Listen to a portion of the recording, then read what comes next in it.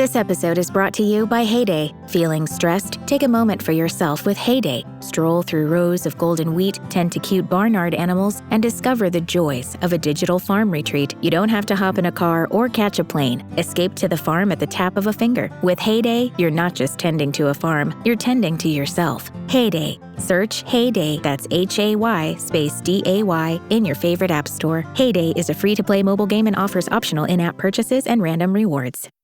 The Hoover Dam wasn't built in a day, and the GMC Sierra lineup wasn't built overnight. Like every American achievement, building the Sierra 1500 Heavy Duty and EV was the result of dedication, a dedication to mastering the art of engineering. That's what this country has done for 250 years, and what GMC has done for over 100. We are professional grade. Visit GMC.com to learn more. Assembled in Flint and Hamtramck, Michigan, and Fort Wayne, Indiana, of U.S. and globally sourced parts.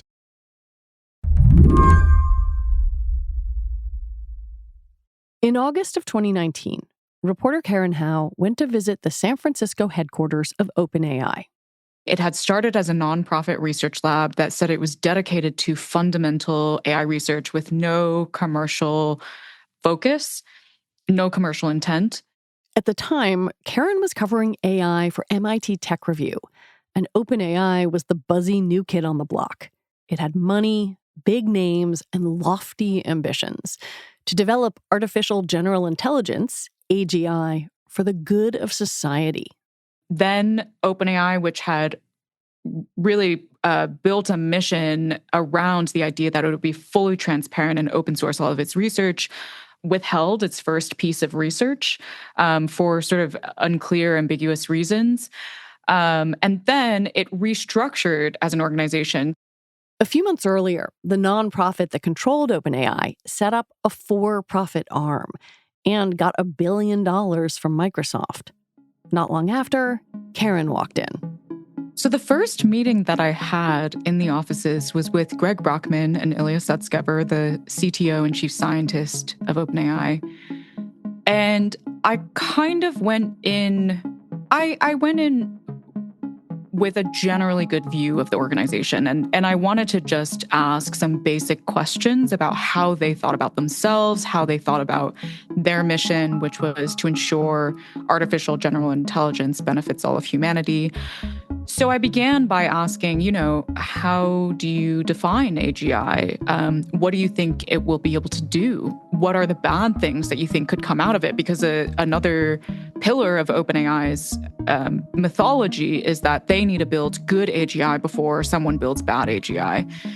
And I also asked, why do you think we should spend billions of dollars on this problem? Humanity's facing a lot of different challenges. Why not spend billions directly on tackling climate change rather than on AGI that could help tackle climate change? And I realized in that meeting that they didn't have a very good articulation at all of what they were doing or why they were doing it.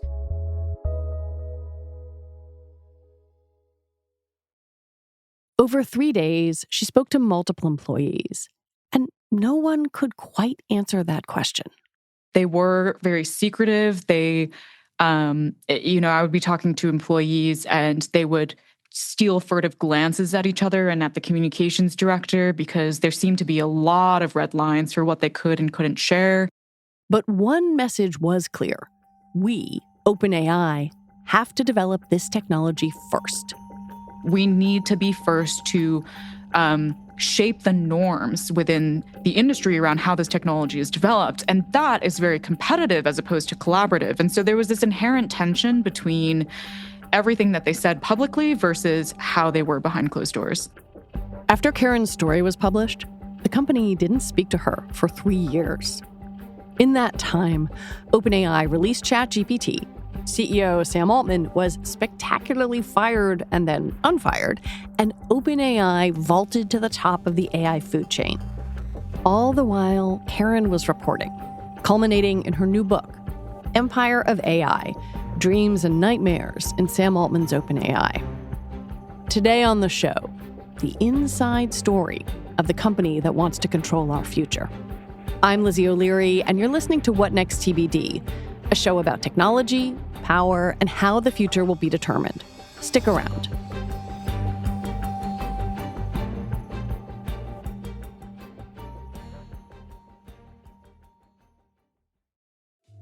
This podcast is brought to you by Progressive Insurance. Do you ever find yourself playing the budgeting game, shifting a little money here, a little there, and hoping it all works out? Well, with the Name Your Price tool from Progressive, you can be a better budgeter and potentially lower your insurance bill, too. You tell Progressive what you want to pay for car insurance, and they'll help you find options within your budget. Try it today at Progressive.com. Progressive Casualty Insurance Company and Affiliates. Price and coverage match limited by state law. Not available in all states. This podcast is sponsored by Udacity. You might be wondering how certain people are landing tech jobs with high-earning salaries, unlimited PTO, remote work, and free lunch. Well, learning the skills the companies need can help you get there. Udacity is an online learning platform with courses in AI, data, programming, and more. With Udacity, you're not just passively watching videos or reading articles. You're doing practical exercises and projects that prepare you for the job you want. That's why 87% of Udacity graduates say that they achieved their enrollment goal. With real-world projects and human experts that grade your work, you'll truly get the skills you need. When you have a certification from Udacity, recruiters and employers take notice. So for a better job, better salary, and better skills, check out Udacity today. The tech field is always evolving, and you should be too. You can try Udacity risk-free for 7 days. Head to udacity.com/TBD and use code TBD for 40% off your offer. Once again, that's udacity.com/TBD for 40% off, and make sure you use promo code TBD. OpenAI began in 2015 with Sam Altman and Elon Musk as co-chairs. Its nonprofit mission was backed by a roster of high-profile talent and $1 billion in funding. Funding from Musk, Altman, and investor Peter Thiel, among others. Altman gradually became the organization's face. Again and again, people described him to Karen as a boy wonder, equal parts charismatic, thoughtful, and ambitious. Altman's star began to rise in Silicon Valley after he sold his first company in 2012, location tracking software called Looped. It was a success, but not a blockbuster. He parlayed that into leading Y Combinator, a tech incubator, making money and connections across Silicon Valley. More of an investor type than CEO. And it was quite a dramatic shift that then he suddenly became the face of OpenAI. He's not an operator. He's not a manager. He's not very good at that. And, to his credit, he is sort of self-aware that that's not his strength. And many people mentioned to me that, he was rarely around at the company. Like the real operators were the people below him, Ilya Sutskever, Mir Murati, the chief technology officer that took over after Greg Brockman shifted into being OpenAI's president. He is a once-in-a-generation storytelling talent. He is incredibly good at telling stories, which is why he's really good at fundraising and recruiting talent. Because you're pitching investors, you're pitching potential employees. You are painting a picture of some kind of future that feels so compelling that you have to put money down or you have to join the company, the venture, and be part of that, have a piece of that future. People felt excited to join him and to invest. Part of the reason why he's so good at this is he has a loose relationship with the truth. So when he talks to people, he can be very, very persuasive because he's able to say exactly what you want to hear without it necessarily having much to do with what he believes or with the ground truth of the matter. And so this is part of the reason why he's also a bit of a chaotic manager, not a very good operator, because he will go into meetings with one team that might be disagreeing with another team, and then he'll totally agree with them. And then the other team, he goes into the meeting and totally agrees with them. And it causes a lot of confusion within the organization about what is exactly happening, what direction should we actually be pursuing.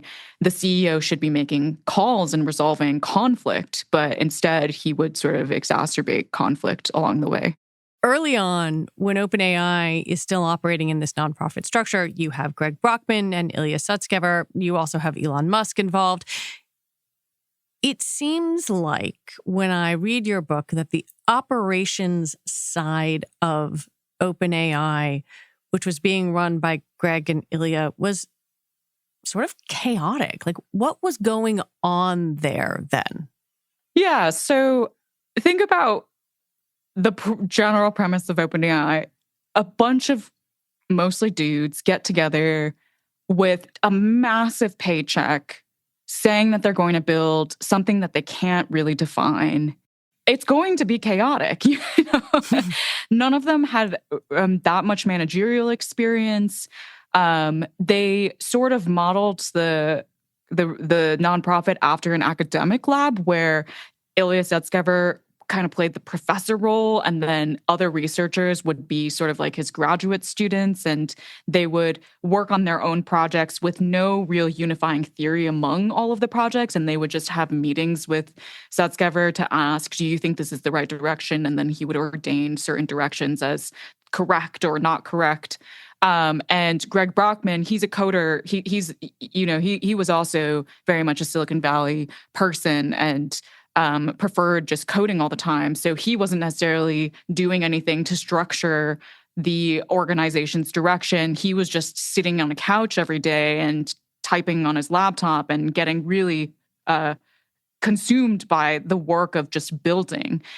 And so it was a completely rudderless environment that just happened to have, at least they thought, extraordinary runway because there was a $1 billion commitment in funding. But yeah, in this kind of situation with all of these ingredients, it was just kind of a weird, rich playground of people that were running around with their heads a little bit cut off. One of the sources of funding came from Elon Musk, who left OpenAI in 2018.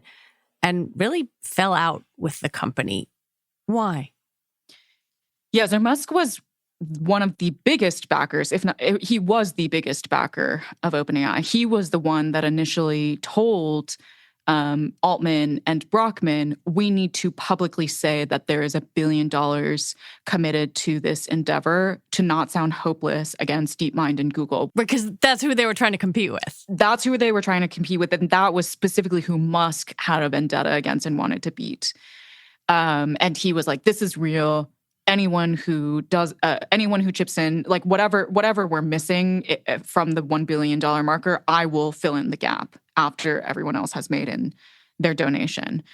And very quickly, within those first 2 years of the organization, executives got together and they started realizing, okay, thus far things have been sort of chaotic and a bit rudderless. We need to actually start figuring out a plan. What is the plan for actually being number one in AI progress? And they hit upon their ultimate thesis, which was we need to just scale these technologies as fast as possible and faster than anyone else. And by scaling, meaning we need to build models that are trained on more data than ever before and on larger supercomputers than ever before.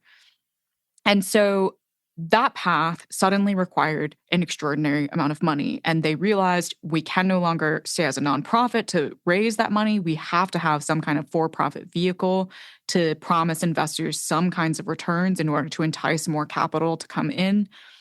And when they started having these discussions, Musk and Altman then clashed over who got to be the CEO of that for-profit entity.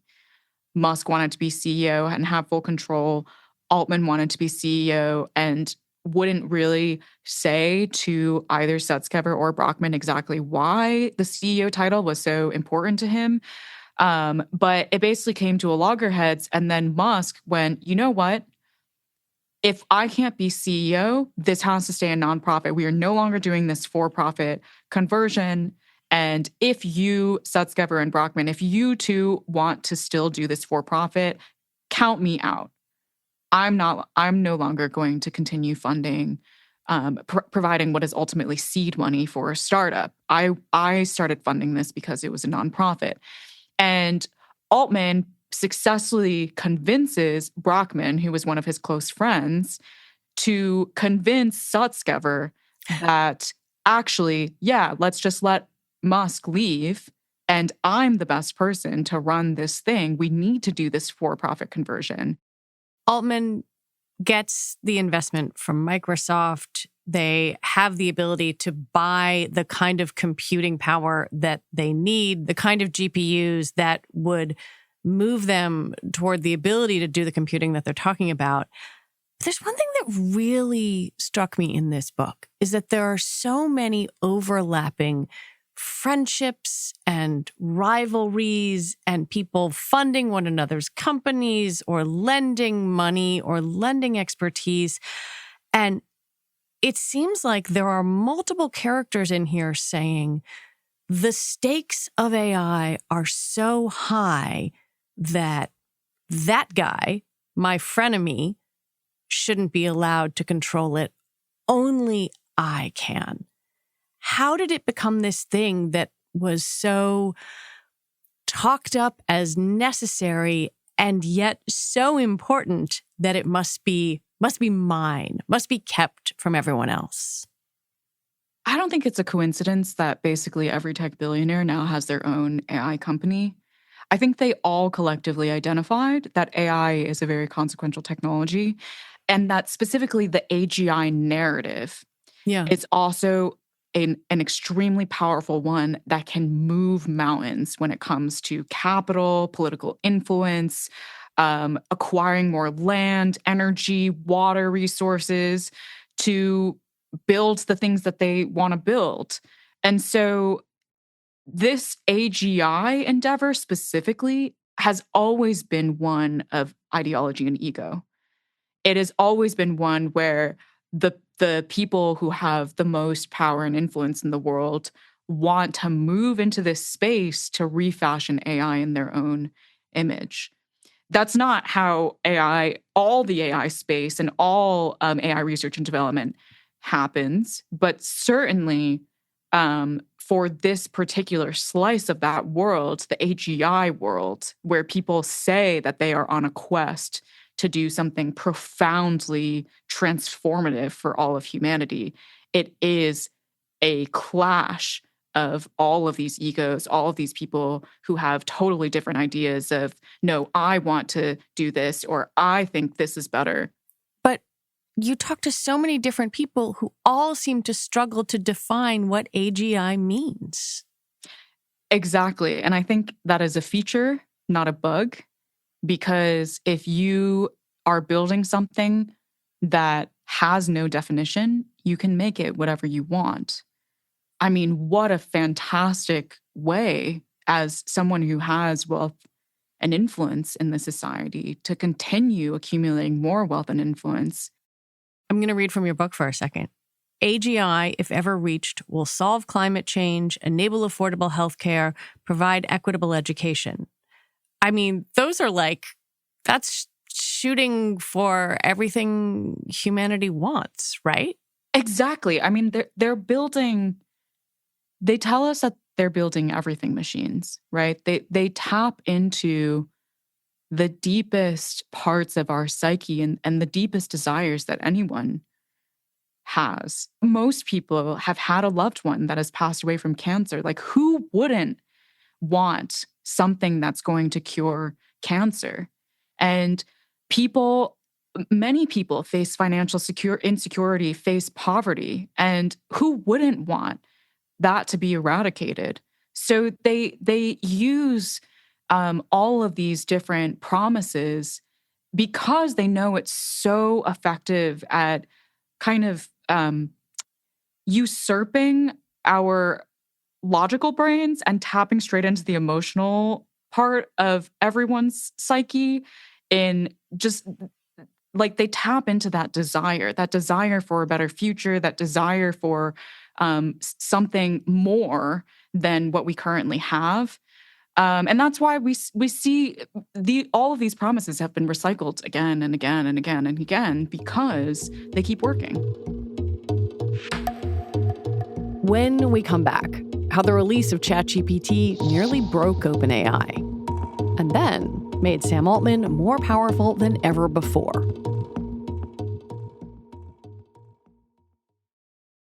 This episode is brought to you by Discover.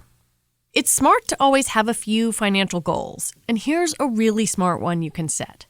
Earning cash back on what you buy every day. With Discover, you can.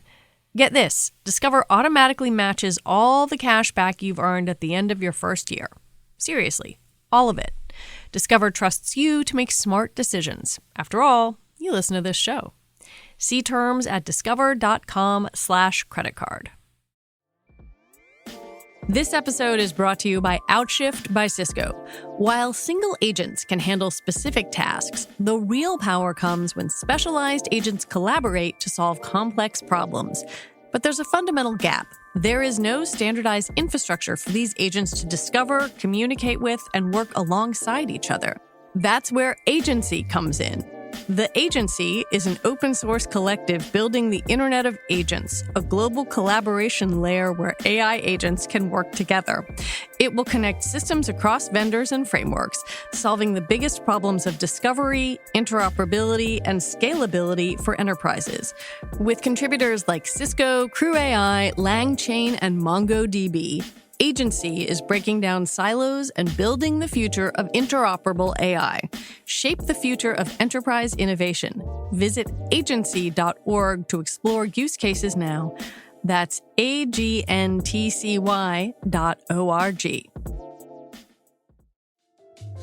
If you're running a business, you know how important it is to stay connected to your customers, and having a flexible and efficient phone system is essential to succeed. Introducing OpenPhone, the #1 business phone system that streamlines and scales your customer communications. OpenPhone works through an app on your phone or computer, and your team can share one number and collaborate on customer calls and texts like a shared inbox. That way, any teammate can pick right up where the last person left off, keeping response times faster than ever.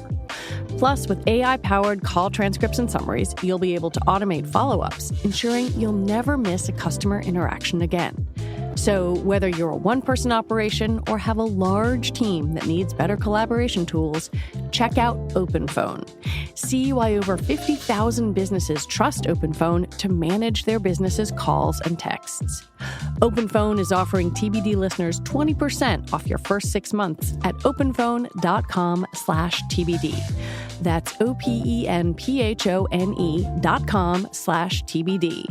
And if you have existing numbers with another service, OpenPhone will port them over at no extra charge. OpenPhone. No missed calls, no missed customers. In the fall of 2022, OpenAI launched ChatGPT, which many people now consider a runaway success. But inside the company, it was a completely different story. OpenAI was actually working on a different product, GPT-4, an upgrade of its large language model GPT-3. While it wasn't a consumer-facing product, it was still anticipated to make a splash. But before the release, the company heard a rumor. Its competitor Anthropic was planning to release an AI chatbot to the public. OpenAI panicked and switched directions.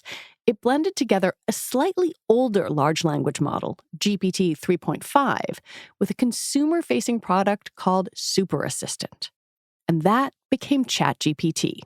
They release it in the middle of December, which was during a huge AI research conference called Neural Information Processing Systems, which is also the same research conference that OpenAI had announced themselves at when it was first formed. And of course, then everything goes bonkers. And suddenly, it's not the GPT-4 super assistant that becomes the moment. It is ChatGPT that becomes the moment. And even after when GPT-4 is released and ChatGPT is upgraded, it is not nearly as much of a cataclysmic shift as ChatGPT was. And what's interesting is after all of this happens, it turns out Anthropic was not actually releasing a chatbot. ChatGPT's release further fractured the company into two distinct groups: the AGI boomers, who thought AGI could save humanity, and the AGI doomers, who feared it could cause our demise. Both saw the success of ChatGPT as further proof of their beliefs. There's suddenly abundant evidence for both of their arguments. There's abundant examples that each camp can point to say, I was right all along. There are people that are using ChatGPT in all of these fantastical ways that prove the boomers' points. There are people that are using ChatGPT in all these detrimental ways that are proving the doomers' points. And so there's a lot of chaos at the company. Servers were breaking under the strain of ChatGPT, millions of new users came online, and OpenAI was scrambling to catch up. The nonprofit board, which still sat atop the company, started hearing about all of it. At the same time, they got a very different picture, and a potentially misleading one, from Sam Altman. In that same moment, as the board is having these realizations, there are two key executives that also are starting to sour on Altman: Ilya Sutskever and Mira Murati, chief scientist and chief technology officer. Sutskever is observing all this chaos that is happening at the company, and he is observing how Altman has always been, where he tells different people what they want to hear that are totally in disagreement with each other. And he starts having two great fears. One, that all of this chaos is leading to OpenAI actually slowing down their research progress. And two, that it's also leading to an environment in which, even if there were research progress that led to AGI, he's very much an AGI believer, that it would not be able to responsibly bring that into the world with Altman as its leader. Murati, she's very much the operator. She's very much about, we need to follow processes, we need to follow protocols, we need to have plans, we need to rigorously implement them. And Altman is doing all this stuff to try and push the company to ship faster, including trying to skirt around processes, including telling her, hey, the legal team actually told us that we don't need to do this process for this model. Let's just push it out. And then her checking with the legal team and them being like, we never said that. I don't know why Sam said that. He thought we said that.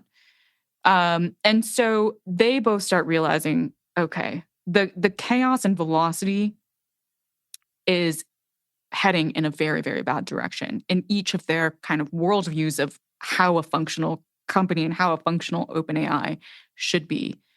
And so the two of them then approach the board, and the board goes, wait a minute, we have been having the exact same concerns based on all of the revelations that we're having, that Altman is also being not forthcoming, not truthful, misrepresenting things.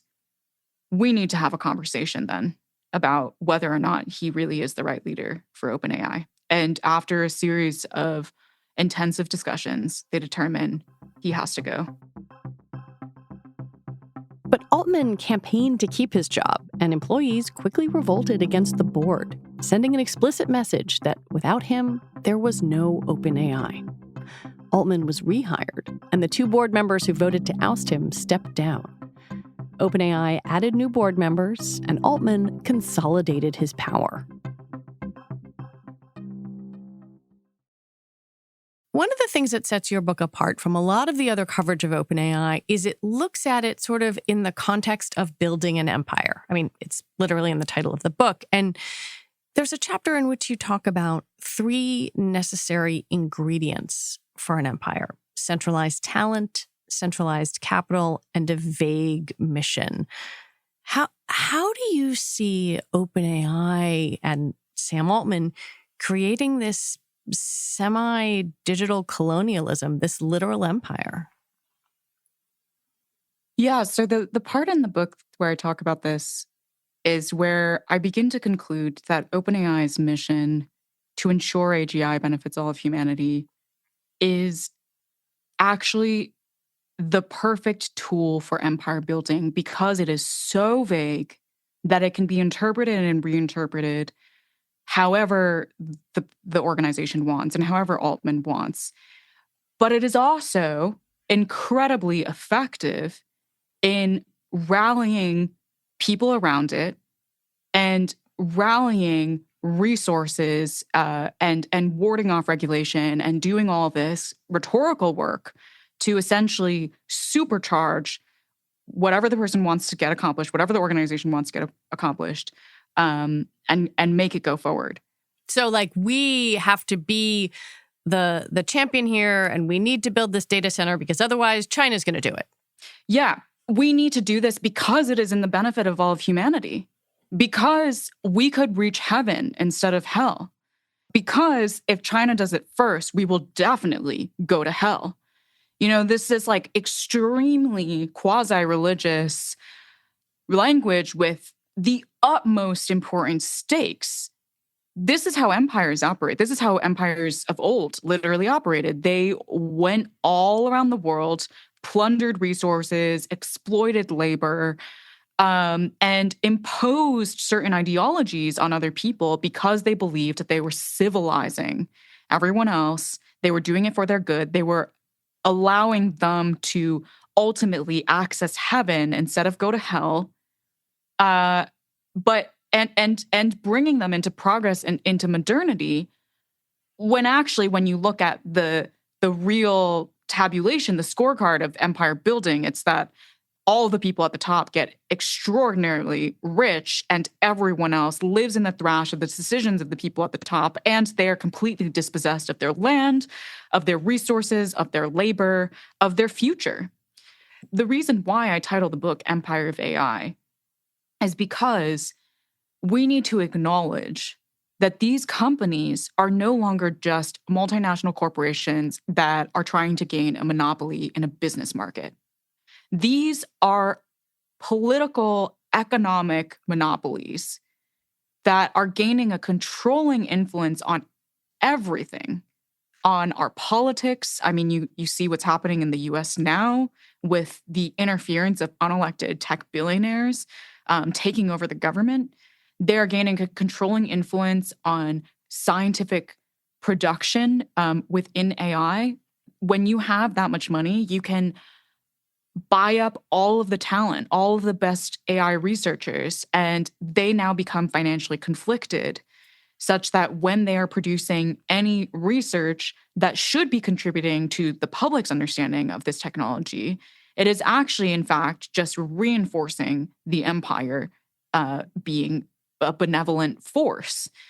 They're also having a controlling influence now on energy and utilities and where literally power plants will be placed in the US, around the world, to plug into this colossal supercomputing infrastructure and data center infrastructure that they're trying to pop up, that is ultimately hiking up people's electricity bills, taking away life-sustaining water resources, and completely hijacking democratic processes at the local level too, because these data centers come in without people in those communities even knowing that there will be a data center coming in, or even knowing who is building that data center, because it all happens in deals behind closed doors and with shell companies. There's something much more profound happening here than just, multinational corporations following capitalism. I laughed out loud. There's a moment in the book where Sam Altman is talking favorably about Napoleon and, he just understood so much about human psychology. He's like, yeah, okay, morally there were some issues, but kind of yada yada's past the moral part. And it does make me wonder if anything can stop this. It is another feature of empire that empires make you feel like they are inevitable. But they are also fundamentally very weak at their foundations, which is why historically empires have always fallen. And eventually we go from empires towards more democratic forms of governance, because the reason why empires are weak is practically no one has an agency and has a say. And eventually it reaches a point where people are like, that is enough. And we need more inclusive forms of governance where we can actually self-determine and collectively shape our future. And so absolutely, we are in a moment right now where this empire building feels unstoppable. But there are certainly many, many things that we can do to remind ourselves we actually still exist in democracy. We still actually can, sort of. I shrugged. But what I think about is the full AI supply chain, data, computational resources, models, applications, all of the resources that these companies, these empires of AI need to continue building empire. Those are actually resources that all of us own. We actually are the ones that own our data. And Silicon Valley has been very clever in inculcating norms within society that they own our data. But no, we actually own our data. And these different parts of the supply chain are, to me, sites of democratic contestation where we can actually start asserting what we want to give up as our resources, and on what terms. What kinds of benefits do we demand in return? And I think if we collectively remember that these resources and all of these spaces in which AI companies operate are in fact collectively owned by us, and we can assert our opinion and voice in those matters, then we can start containing the empire. I have one question that I want to ask you because I would feel wrong not asking it. Throughout the book, there are all these tensions around who Sam Altman is. He's generous, he's thoughtful, and then he's ambitious, maybe even Machiavellian. There is a deeply upsetting moment when he is accused of childhood sexual abuse by his younger sister, Annie. It's a very complicated family. How do you want people to come away from this book thinking about Sam Altman? I think the thing that I really want people to focus on is I think we fixate sometimes too much on the individuals that run these companies, and then it detracts from us seeing the bigger picture of this global system of power that is being constructed. So, yes, does the book explore a lot about Sam and his motivations and his personality and why that ultimately shaped the way OpenAI is and how it ended up leading the world into this particular AI development paradigm? It does. And I sort of leave it an open-ended question. Is he a thoughtful person or is he Machiavellian? Because many of the people that I interviewed, regardless of how long they had worked with Sam or how closely they had worked with him, they couldn't quite answer that question themselves. But ultimately, even if Altman were not the head of OpenAI anymore, if you removed him or if he decided to step down and you replaced him with someone else that is still a product of Silicon Valley, things aren't going to change. This global imperial system of power that Silicon Valley has constructed will continue on. And I do not want people to suddenly acquiesce or feel, oh, the problem is solved now if Sam is gone or not gone. You know, this is an ongoing fight for our democracy.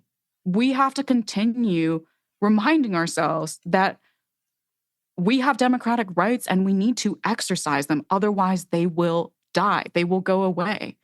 And Silicon Valley is very much trying, not just OpenAI, trying to reorder the world to not have those rights for people anymore. And so, yeah, so I guess the way that I would answer the question is look beyond the man and remember and be cognizant of the system.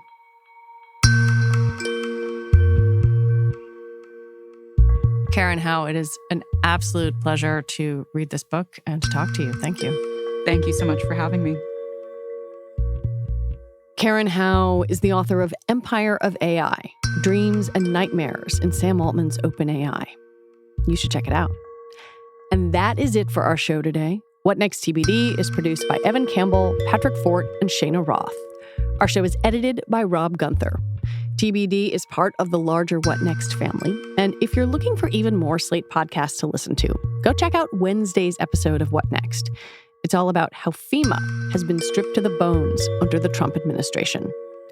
We'll be back on Sunday with an episode on the Genius Act, Washington's controversial piece of crypto legislation. I'm Lizzie O'Leary. Thank you so much for listening.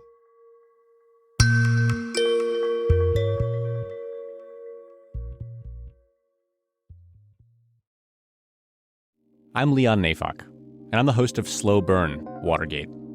Before I started working on this show, everything I knew about Watergate came from the movie All the President's Men. Do you remember how it ends? Woodward and Bernstein are sitting at their typewriters, clacking away. And then there's this rapid montage of newspaper stories about campaign aides and White House officials getting convicted of crimes, about audio tapes coming out that prove Nixon's involvement in the cover-up. The last story we see is Nixon resigns. It takes a little over a minute in the movie. In real life, it took about 2 years. 5 men were arrested early Saturday while trying to install eavesdropping equipment. It's known as the Watergate incident. What was it like to experience those 2 years in real time?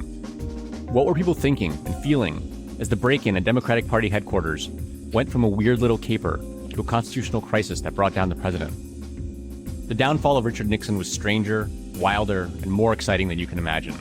Over the course of 8 episodes, this show is going to capture what it was like to live through the greatest political scandal of the 20th century. With today's headlines once again full of corruption, collusion, and dirty tricks, it's time for another look at the gate that started it all. Subscribe to Slow Burn now, wherever you get your podcasts.